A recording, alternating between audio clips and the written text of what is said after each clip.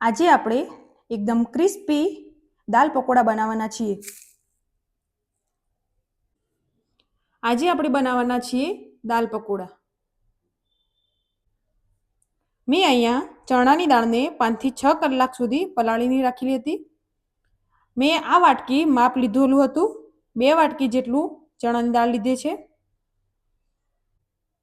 હવે આપણે બધું પાણી નિતારી લઈશું। હવે આપણે એક મિક્સર જારમાં ચણાની દાળને લઈ લઈશું।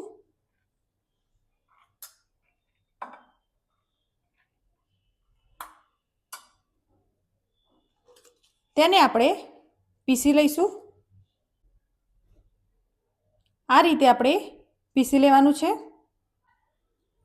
એ જ રીતે મેં અહીંયા બધી ચણાની દાળને પીસી લીધી છે। હવે આપણે એમાં ડુંગળી એડ કરીશું। 2 ચમચી જેટલી આદુ, લસણ, મરચાંની પેસ્ટ લઈ લીધી છે। તેમાં આપણે થોડા ધાણા એડ કરીશું। 1 ચમચી જેટલા તલ લઈ લઈશું। સ્વાદ પ્રમાણે મીઠું એડ કરીશું।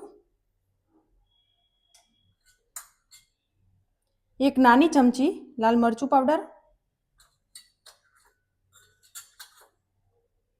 1 ચપટી જેટલું હળદર લેવાની છે। હળદર વધારે એડ કરવાની નથી। હવે આપણે આ બધાને મિક્સ કરી લઈશું।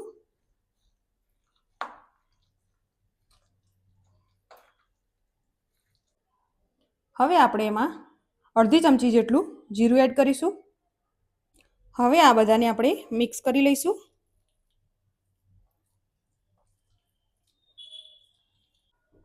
હવે આપણે મિક્સ કરી લીધું છે। એક કડાઈમાં આપણે તેલને ગરમ થવા માટે મૂકી દેવાનું છે। તેલ ગરમ થઈ જાય તે પછી આપણે જે રીતે આપણે ભજીયા પાડતા હોય તે રીતે આપણે આ રીતે ઝીણા ઝીણા પકોડા પાડી લેવાના છે।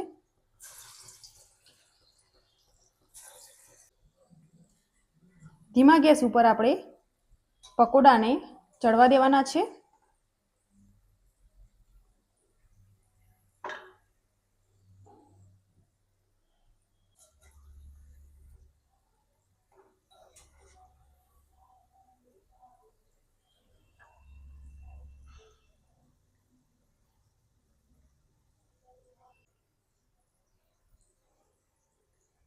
હવે આપણે ફૂલ ગેસ કરી લઈશું થોડો।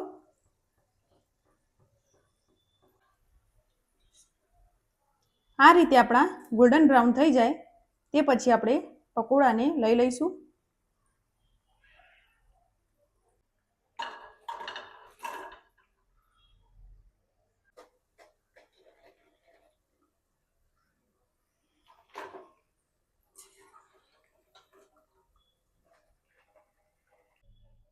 એ જ રીતે આપણે બધા પકોડાને રેડી કરી લેવાના છે।